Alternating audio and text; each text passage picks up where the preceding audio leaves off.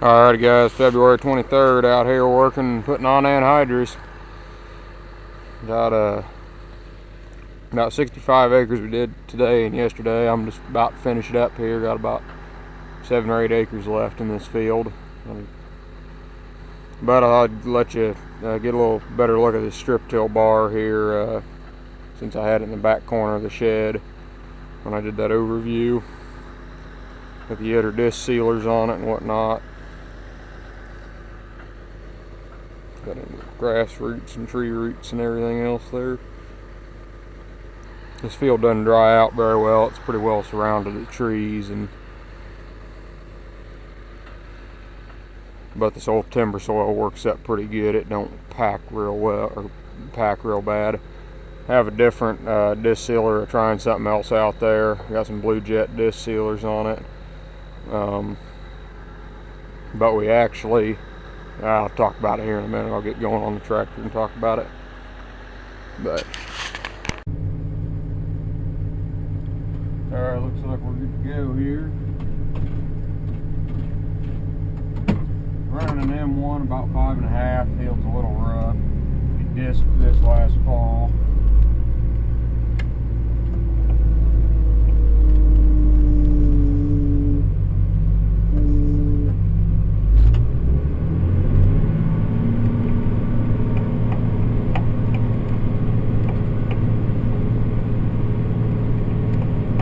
First off, I want to apologize to Jay Groom. Really sorry. Warm weather kind of snuck up on us, and I haven't had a chance to run a brush over the, or not a brush, run a sponge over the windows to really get the tractor cleaned up good before we hit the field. So, apologize for having dirty windows. I know how much you enjoy looking through the clean windows on the tractor cab here. But anyway, back to that disc sealer, we were trying to see if we could get a little better strip, make a little better strip to plant into. And then this past fall, this strip till bar needs the frame welded up in some spots, and the shanks are getting wore out, and it's just getting wore out after 11 years of use. So we actually went out, and I haven't done a video yet, but we actually went out and bought another strip till bar. I haven't shown it or anything. It's a 12 row 30 again. Red Ball is the brand. Got a pretty good deal on it. It needs a little bit of work, but I think it's going to be a pretty good one. Got a real heavy bar on it. It's one stout strip till bar, so kind of looking forward to using that this fall.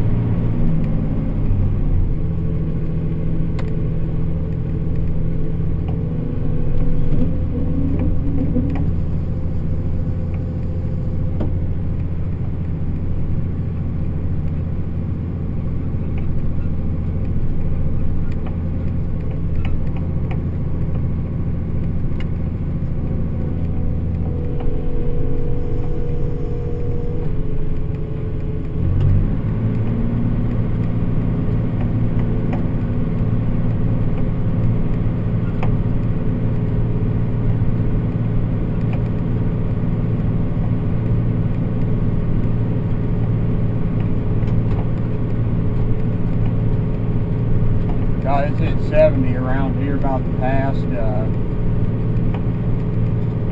5 or 6 days. Really dried the ground out. A lot of guys are putting on anhydrous. We went out there Tuesday and worked a little bit of ground. It was a new soil finisher. I didn't really get a video because we were just kind of fiddling with it. Black ground's still a little wet. This field's a little damp, but like I said, the timber soil doesn't pack very much, so doesn't really matter. Or can't smear it too much. Not a lot of clay in it. Several of you guys there on YouTube started getting in the field too. I was talking to Grandpa, and Grandpa's 80 years old, and he's saying this is only the second time he's ever worked ground in February. I said they planted some oats one time in February, but that was it. So definitely rare circumstances here.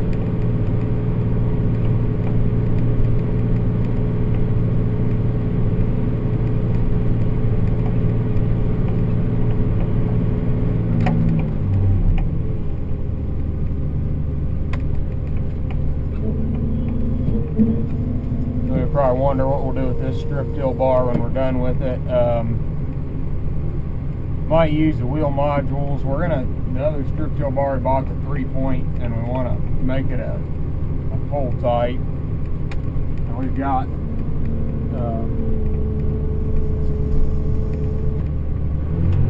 the stuff to do it. We might use these wheel modules. We're not sure. I'm going to put these Martin fixed rope these fixed rope cleaners here on the planter, and then these disc sealers. We always switch them back and forth between the this and then the side dress bar, and we're just going to put them on the side dress bar then.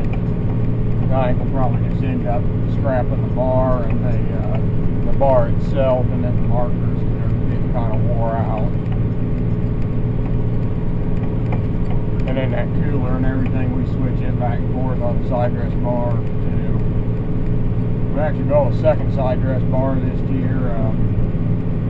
I think we can get where we can run both of them. We'll probably go out and buy a second cooler also.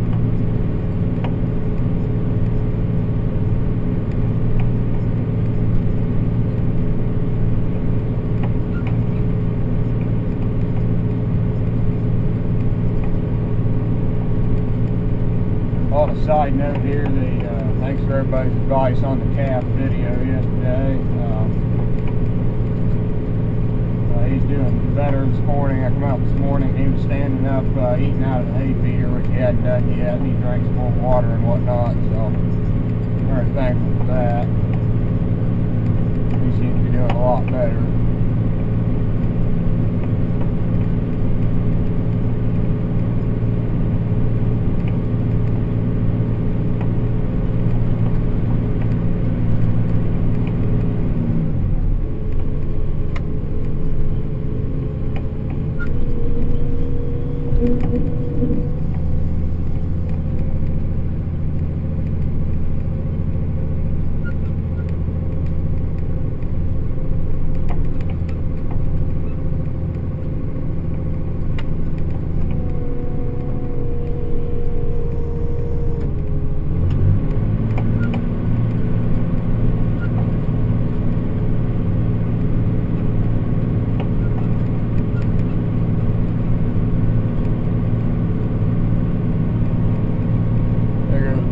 There, I got my 525 from car.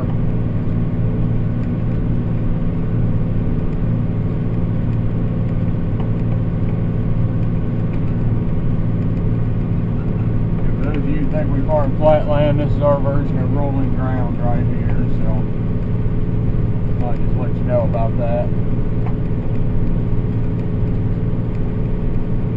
There's only one straight side on this field, so, and that's on the road, so not all our fields are square either.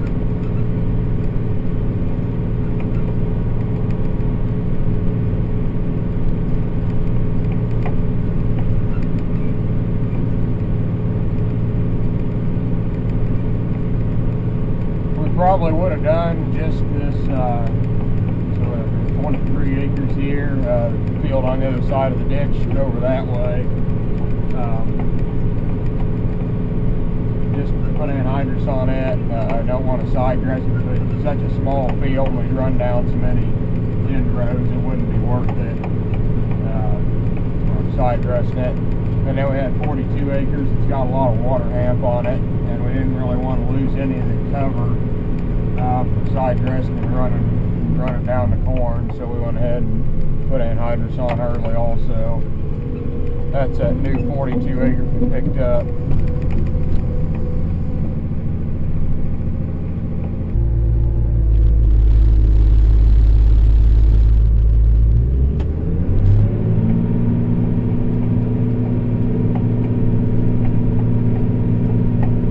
The weather really snuck up on us. We barely got the change oil in this thing yesterday morning, and filters, the only thing we got left to do is change the axle oil before spraying, and I'll probably do a video of that. It's quite the ordeal to go ahead and do that. Change the axle oil every 500 hours, and these axles, man, they'll just run forever. And they'll still run a long time no matter what, but I mean, you keep the axle oil changed, you'll never have any trouble with them. but a lot of guys get lazy and don't change axle oil. Axle oil and articulation pins are about for keeping the articulation joints greased on these versatiles. Notice running.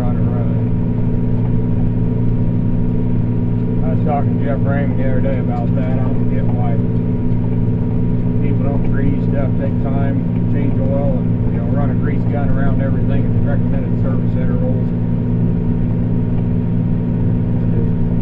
You're going to pay for it sooner or later. If you say try to be cheap and don't do it, or some people are just flat out lazy and don't want to grease or change oil. You're going to pay for it later on then in repairs.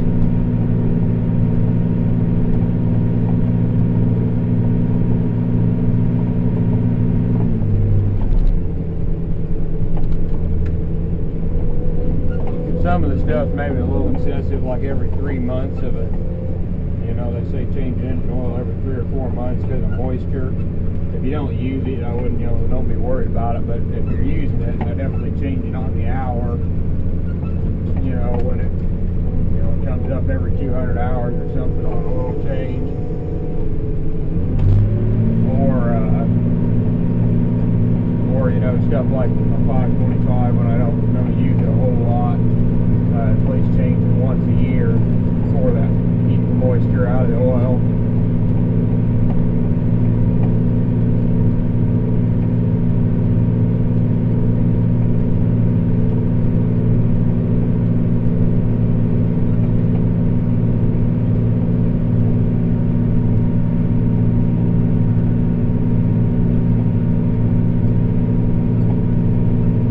Change air filters too, that's real critical. Engine starts sucking dust. It only takes, I saw a thing when I was in school, Cummins did a study, and it only takes 8 ounces of dust to ruin an engine. So think about all that dust floating around, and it don't take much to accumulate 8 ounces of it. You can really ruin an engine that quick. It'll take the rings out, score cylinder wall and everything else, hurt the turbo.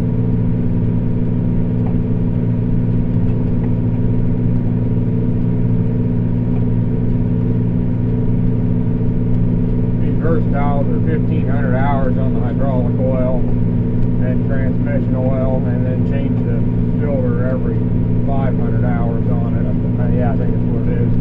But we don't put that many hours on it, but we change it every year, or every 3 years on the oil, and the filters every year. Well, put about 250 hours on it a year.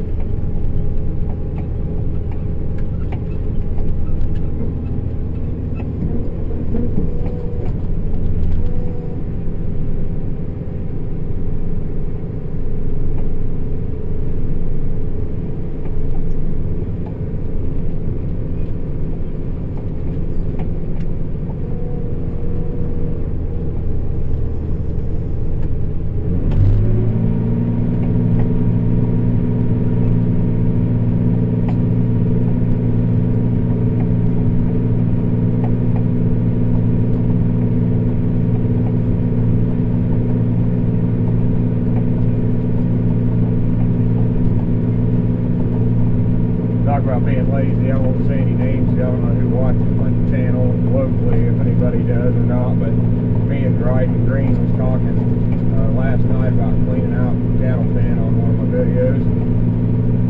There's a guy down the road from me. He since passed away, but he a while back he never cleaned the cattle pen out, cleaned them there out, and got some meat and cattle couldn't stand up in the barn, so he had to start running hogs in the barn instead of the cattle. That was kind of funny. I don't think he did the best of service and stuff either.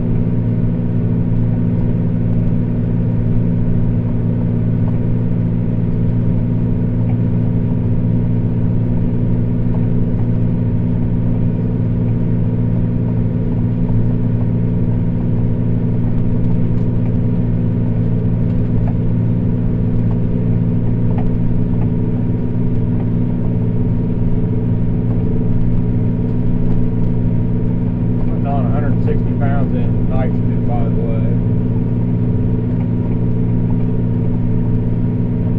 That's probably about enough of me yakking, so there's first field work for us anyways on 2017 here, so thanks for watching.